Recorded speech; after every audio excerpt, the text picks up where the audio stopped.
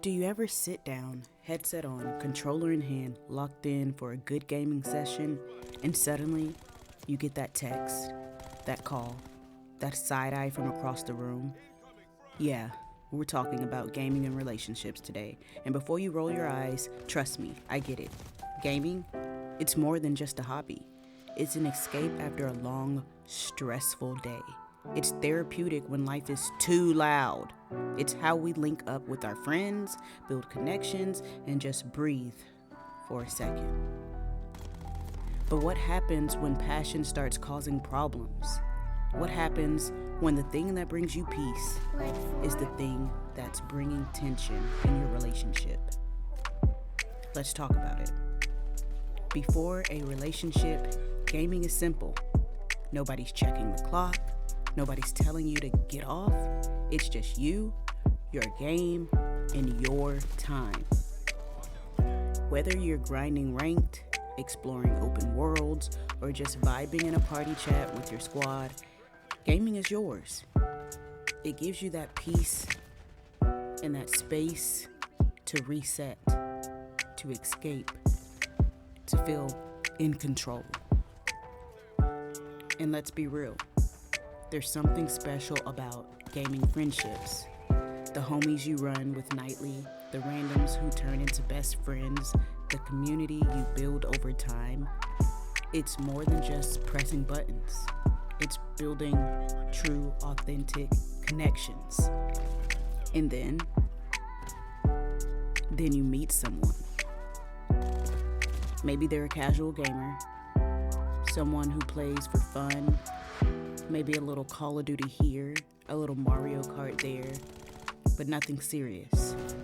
Or maybe they're a full-on gamer, just like you.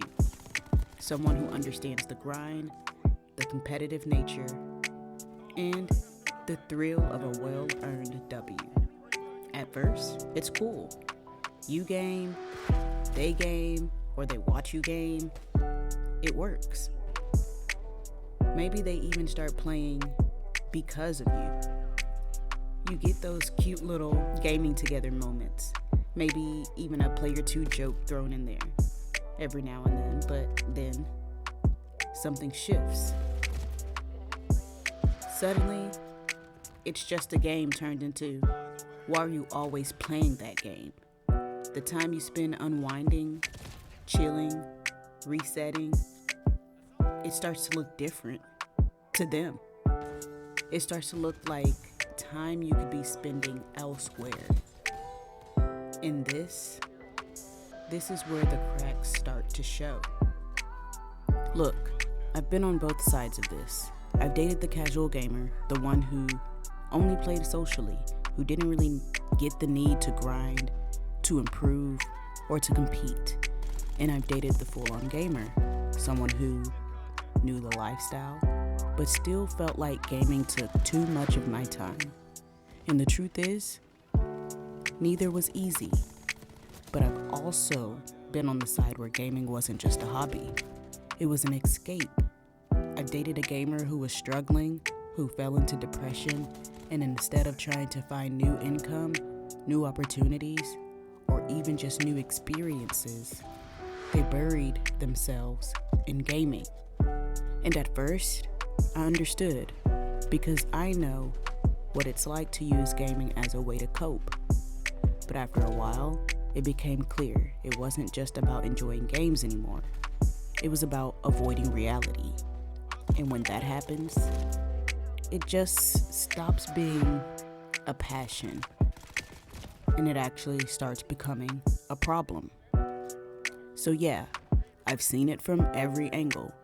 The person who doesn't get gaming, the person who loves gaming but thinks you love it too much, and the person who loves gaming so much they stop showing up for life. On one hand, they're saying you spend too much time gaming. Ever heard that one before? Doesn't matter if it's an hour or 5, when a partner feels like gaming is pulling you away, suddenly it's too much, even when for you it's just your normal. Another one is, you don't make enough time for us. This one hits different when you genuinely feel like you do make time.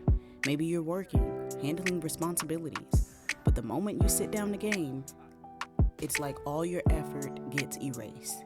It's not just about quality time, it's about how they perceive your priorities. And third, why does gaming matter so much to you? This one stings the most, because how do you explain that gaming isn't just fun? It's who you are. It's your space, your way to decompress, your world. And when someone questions it, it's like they're questioning you, right? So what do? Do you quit gaming for them? Do you find a middle ground, or do you just stand your ground and risk losing your relationship? Here's the truth. Gaming, like anything else, is about balance. And in relationships, balance looks different for everyone. Some people will get it, some won't. But at the end of the day, you deserve someone who respects what brings you peace. I'm not saying relationships don't require compromise. They do. But compromise is not sacrifice. If someone asks you to give up something you love just to make them feel better, that's not balance. That's control. And look, I get it. My last relationship, over 8 years together. And in the end, they told me they'd never date someone who plays video games again. And hearing that, it hurt. Because I wasn't just someone who plays video games. I was someone who loved, who tried, who gave my best. And if gaming was really the problem, then maybe I wasn't their person to begin with. But let me ask you something. Have you ever felt like you were too much for someone?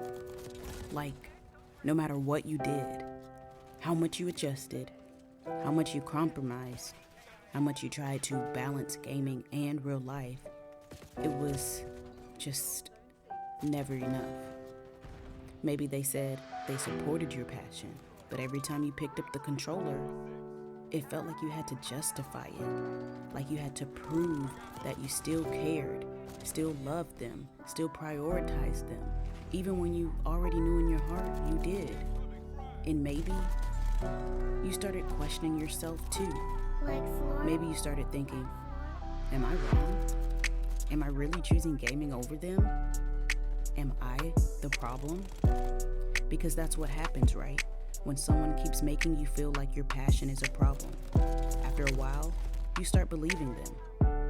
And the worst part, you dim yourself down to make them more comfortable. You start shrinking the things that bring you joy just to avoid another argument, another sigh, another, I just don't get why this matters so much to you. And that's not love. That's not partnership. That's slowly losing yourself for someone else's comfort. So tell me, have you ever lost yourself for someone else? Have you ever sacrificed the things that made you, you, just to make a relationship work? And if you have, was it worth it? Yeah, that part. So, if you're watching this and you're in that struggle, I just want you to know, you're not wrong for loving gaming. You're not selfish for needing that escape.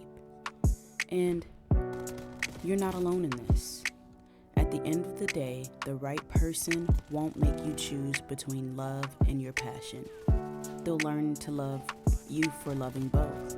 And if they can't, then maybe, just maybe, they were never meant to be your player too. And you know what's wild? The fact that you even clicked on this video. The fact that you made it this far.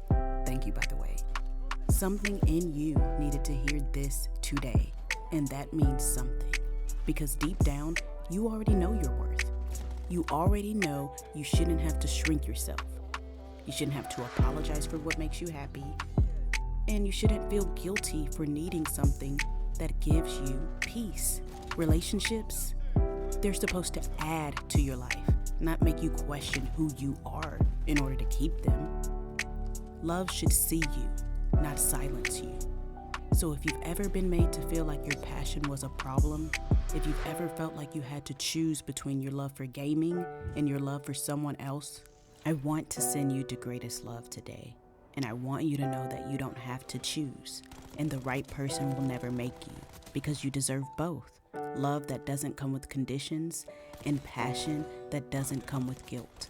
You deserve to be in spaces, in-game and in real life, where you are fully accepted for who you are. And if no one's told you that today, let this be the sign you've been waiting for. Thanks for being here. I'll see you in the next one. Peace.